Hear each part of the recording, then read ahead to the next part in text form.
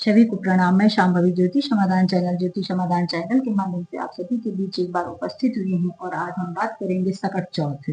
माघ मास में आने वाली सकट चौथ को कैसे व्रत रहना है, इसकी पूजा कैसे करनी है, इसका विधान क्या है, इसका मुहूर्त क्या है, पारण कब करना है, चंद्रमा को अर्घ कब देना है और इसके नियम क्या है, सारी बातें इसे हम आपको वीडियो के माध्यम से बताएंगे।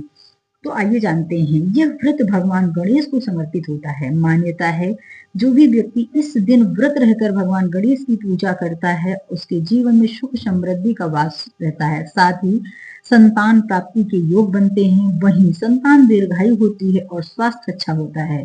खास करके यह व्रत संतान इच्छा पूर्ति के लिए होता है। वहीं इस दिन पूजा करने से चंद्र दोष से भी मुक्ति मिलती है। माघ मास में कृष्ण पक्ष की चतुर्थी यानी सकट चौथ माघ मास के कृष्ण पक्ष की चतुर्थी को पड़ती है। चतुर्थी इस व्रत में तिल का खास तौर पर इस्तेमाल किया जाता है, इसीलिए इसे तिलकुट कहते हैं।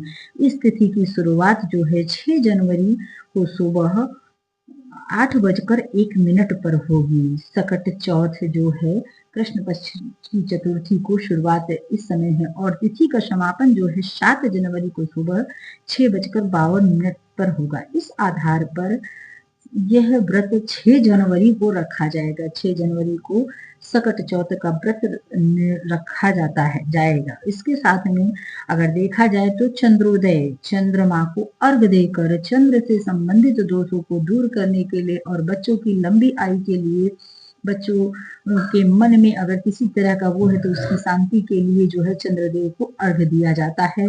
9 बजे का समय है। उसके बाद चंद्रदेव को अर्घ देने के बाद पारण करना चाहिए। इस व्रत के नियम ये हैं कि बहुत लोग यह व्रत निराहार रहते हैं, निर्जला रहते हैं। मान्यता है कि यह व्रत निर्जला रखा जाता है। सकट चौथ का व्रत जो है इस बार मंगलवार को रखा जाएगा और यह व्रत गणेश जी की पूजा कर सकट चौथ की कहानी पढ़ी जाती है। चंद्रमा को अर्घ देकर व्रत खोला जाता है। तो ये जो है निर्जला रखा जाता है। इसमें अगर आप सामग्री जानना चाहें तो एक चौकी होनी चाहिए, उस पर गणेश जी की मूर्ति को स्थापित करना चाहिए और गणेश जी की मूर्ति के साथ उनको फल फूल, समय के हिसाब से मिठाई, दूर्वा, लड्डू का भोग और इसमें सबसे बड़ा महत्व है कि तिल का खास मिश्र तिल के लड्डू बनाए जाते हैं और यह जो है भगवान गणेश को समर्पित किया जाता है। यहीं पे एक सुपारी रखनी चाहिए और छोटी छोटी मिट्टी की जो है गिट्टियां भी रखी जाती हैं। उसे लक्ष्मी का आकार रूप स्वरूप बताया जाता है। सात जो है सात या चार जो है मिट्टी की ढेलियां रख करके उसकी भी पूजा की जाती है और इसके साथ में जो है इस दिन पारंपरिक हिसाब से इस दिन भेड़ा बनाया जाता है, कहीं कहीं पर तिल का बनाया जाता है और उसे बच्चों के द्वारा उसका जो है बच्चों के द्वारा उसे किसी पैसे से रुपए से उसके गले को वो कराया, उसके गले में चीरा लगाया जाता है। तो इस तरह से यह होता है। यह व्रत जो है सबसे पहले सुबह उठकर स्नान करके संकल्प लेना चाहिए कि आज चतुर्थी तिथि में अपने बच्चे की स्वास्थ्य, विद्या, बुद्धि और ज्ञान के लिए यह व्रत संकल्प लेती हूँ, सारा दिन निराहार रहूंगी। अगर आपका स्वास्थ्य अच्छा नहीं है या फिर किसी कारण से नहीं रह पाते हैं तो आप ऐसे भी कर सकते हैं और फिर उसके बाद इस व्रत को संकल्प लेना चाहिए। सारा दिन गणेश जी के मंत्रों का मानसिक जप आप करते रहें। गणेश जी के मंत्रों का जप करते हुए दिन में तिलकुट बनाना चाहिए। काला तिल, सफेद तिल के जो है लड्डू बनाए जाते हैं, गाजर का हलवा बनाया जाता है और शकरकंद आती है वो बनाया जाता है, उसको जो है भोग लगाया जाता है। इसके साथ में समय के हिसाब से फूल और फल, जो भी समयानुसार फल हों उसको भी भगवान को भोग लगा करके चढ़ाया जाता है। यह पूजा शाम को की जाती है। शाम को बैठ करके भगवान गणेश जी की विधिवत पूजा की जाती है और जो है सकट चौथ को वक्रतुंडी चतुर्थी भी माघी चौथ के नाम से भी जाना जाता है। यह व्रत जो है अक्सर करके बच्चों के लिए रखा जाता है और भगवान गणेश की विधिवत पूजा करके शकट माता की पूजा करने के शकट माता बच्चों के कष्टों को दूर करती हैं और बच्चों की माताएं अपनी संतान की लंबी उम्र के लिए यह व्रत रखती और शकट माता की कथा पढ़ती। कथा सुनने से संतान को सुख समृद्धि और लंबी उम्र मिलती। सकट चौथ पर माताएं अपने बच्चों को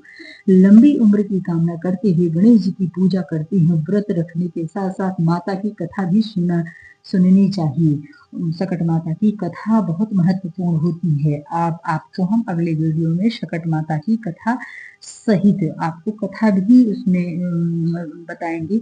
इसमें वीडियो बड़ा हो जाएगा, तो इस तरह पूजा करने के बाद फिर आपको क्या करना है कि सारी पूजा कर लेने पर फिर चंद्रमा को अर्घ देना है। आप जहाँ उस समय चंद्रमा का जो समय है शायद 8:45 या 9 बजे आपको चंद्रदेव के दर्शन होंगे। चंद्रमा की जब आपके दर्शन होंगे तब फिर चंद्रदेव की आप विधिवत पूजा करिए और इस दिन चंद्रदेव की पूजा करके सभी जो है बाधाएं दूर होती हैं। सुख समृद्धि के लिए प्रार्थना आप कर सकते हैं चंद्र देवता की और ओम सोम सोमाय नमः का मंत्र कह सकते हैं। और जब आप अर्घ देते हैं तो अर्घ देते समय यह मंत्र बोलना है। अर्ध ग्रहण संखेन मम दोष विनाशाय। हे प्रभु, हे गणपति बाबा, मेरे अर्ध को, हे चंद्रदेव मेरे अर्ध को स्वीकार करो। तो फिर आपको अर्ध देना चाहिए। अर्ध दे करके जो है फिर उसके बाद आप व्रत तोड़ सकते हैं। अगर और अर्ध आपको देना है तो अगर ज्यादा नहीं बोल सकते हैं तो ओम सोम सोमाय नमः करके भी अर्ध दे सकते हैं। ओम सोम सोमाय नमः करके आप अर्ध दे करने के बाद फिर आप पारण कर सकते हैं। पारण में आप जो है फलाहार ही कर सकते हैं। गाजर का हलवा है या फिर तिल के लड्डू हैं या फिर और जो है फल फूल, बाकी भोजन नहीं किया जाता है। तो इस तरह यह व्रत संपूर्ण होता है। इस शाम को रात में पानी पिया जाता है भोग ग्रहण करके। इस तरह अगले वीडियो में हम आपको कथा बताएंगे। इस तरह जो है ये मुहूर्त है और ये समय है सकट चौथ की। धन्यवाद, प्रणाम। मिलते हैं किसी अगले वीडियो में। हर हर महादेव।